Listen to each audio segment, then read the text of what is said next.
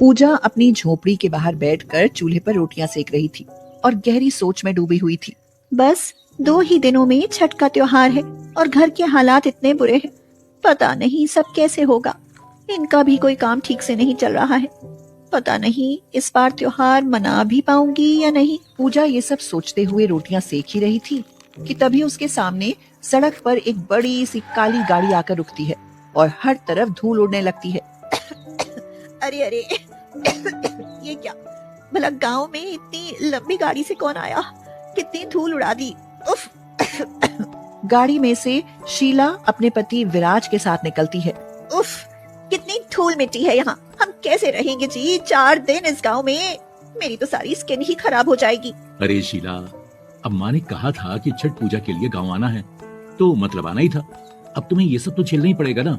और फिर मेरे लिए तुम इतना सा भी नहीं सह सकती हो। हाँ, मैं समझ गई हूँ कि 4 दिन में मेरी स्किन की ऐसी तैसी होने वाली है, और सब कुछ इस छठ के चक्कर में। अरे आज के जमाने में कौन ये सब मानता है? माँ मानती है शीला, इसलिए हमें भी मानना पड़ेगा ना। दूर चूल्हे के सामने बैठी पूजा को शीला को देखकर बड़ी चिढ़ होती है। देखो कैसे पूजा का अपमान कर रही है ये। इसीलिए मुझे ये शहर की औरतें बिल्कुल नहीं पसंद। शायद ये बीनू काका की बहू है। हाँ, वो बेचारी बहुत बूढ़ी हो गई है ना, इसीलिए इसको बुलाया होगा। मगर ये शहरी बिल्ली भला क्या ही पूजा कर पाएगी। पूजा शीला को देखकर पहले ही चिढ़ जाती है और मुंह बनाकर झोपड़ी के अंदर चली जाती है। ये देखकर शीला विराज से कहती है, अरे आपने देखा, वो औरत मुझे देखकर मुंह बनाकर चली गई। हाँ, ये सब गांव की औरतें तो ऐसी ही होती हैं, नकचड़ी सी। अरे तुम्हें उससे क्या लेना देना शीला, तुम अंदर चलो ना, माँ इंतजार कर रही होगी। अच्छा ठीक है, चलिए। शीला और विराज घर के अंदर चले जाते हैं, जहाँ विराज की माँ बीनू खटिया पर बैठी थी। अरे बच्चों, आ गए तुम दोनों। प्रणाम माँ जी। खुश रहो बहू, खुश रहो। माँ कैसी हो तुम? क्या बताऊं बेटा, कुछ तबीयत ठीक सी नहीं लगती और 2 दिन में छठ है। इस बार मैं तो व्रत नहीं कर पाऊंगी, इसलिए मैंने बहू को बुलवा लिया। कम से कम शीला ही उसे पूरे विधि विधान से कर देगी। क्या? मगर माँ जी, मुझे तो छठ के व्रत के बारे में कुछ भी नहीं पता। मैंने पहले कभी ये रखा भी नहीं, मैं ये कैसे करूँगी? हाँ बहू, मैं जानती हूँ। अरे मगर तुम चिंता मत करो, ये अपने पड़ोस में पूजा बिटिया रहती है, उसे सब आता है। वो हर साल ही ये छठी मैया का व्रत रखती है, तो तुम उसके पास चली जाओ और सब विधि विधान जान लो। क्या? वो पड़ोस वाली औरत? अरे ना, वो तो मुझे बड़े अजीब ढंग से देख रही थी। मैं उसके पास जाने से रही। हाँ। क्या? अरे शीला, पूजा बहुत अच्छी है, एक बार उसके पास जाओ तो सही। अब मैं चल फिर सकती तो मैं ही सब पूजा करवा देती, मगर मेरी तबीयत ठीक नहीं ना। ओफो माँ जी, आपने तो फिर से मुझे इमोशनल ब्लैकमेल करना शुरू कर दिया। अच्छा ठीक है, मैं शाम को उसके घर चली जाऊंगी। अब तो आप खुश है ना? ये हुई ना बात। चलो अच्छा बच्चों, अब खाना खा लो। मैंने तुम दोनों के लिए साग रोटी बनाई है। अरे वाह, मेरी मनपसंद साग रोटी। पर माँ, तुमने तो बहुत मेहनत कर दी। अरे तो अपने बच्चों के लिए क्या मैं इतना भी नहीं कर सकती? चलो दोनों अच्छे से खाओ। विराज शीला दोनों बैठकर खाना खाते हैं और शाम को शीला पड़ोस में पूजा के घर पहुंच जाती है। अरे तुम यहाँ, कहो कैसे आना हुआ? हाँ, वो इस बार मुझे यहाँ गांव में छठ का व्रत रखना था, मगर मुझे इसके बारे में कोई नॉलेज ही नहीं। तो मेरी सास ने मुझसे कहा कि मैं तुमसे आकर हेल्प लूं। क्या? ये बीनू काकी भी ना अपनी मुसीबतें मेरे सिर डाल रही हैं, और तुमको छठ पूजा के बारे में सब समझाते समझाते व्रत के सारे दिन ही निकल जाएंगे। हाँ। पूजा ने बहुत रूखे मन से शीला को जवाब दिया और इससे शीला को बहुत गुस्सा आया। उसने भी चिढ़ते हुए जवाब दिया, अरे मैं शहर की हूँ तो क्या हुआ? तुमने क्या मुझे इतना बेवकूफ समझा है? मैं भी चुटकियों में सब सीख सकती हूँ। हाँ। अच्छा, क्या सच में? तो ठीक है, फिर परसों सुबह सुबह 5 बजे उठ जाना और नहा धोकर यहाँ आ जाना। क्या? सुबह सुबह 5 बजे? इतनी जल्दी? हाँ, सुबह ठीक 5 बजे, वो भी नहा धोकर। फिर हम साथ में ठेकुआ और खाजा बनाएंगे व्रत के लिए। लेकिन हाँ, उससे पहले हमें ठेकुआ बनाने के लिए चक्की में गेहूं भी खुद ही पीसना होगा। शीला को ये सब सुनने में बड़ा ही अजीब लग रहा था, मगर वो कर भी क्या सकती थी। हाँ ठीक है, आ जाऊंगी, एकदम समय पर आ जाऊंगी। अब मैं जा रही हूँ। ठीक है, देखती हूँ कि कितना समय से आओगी।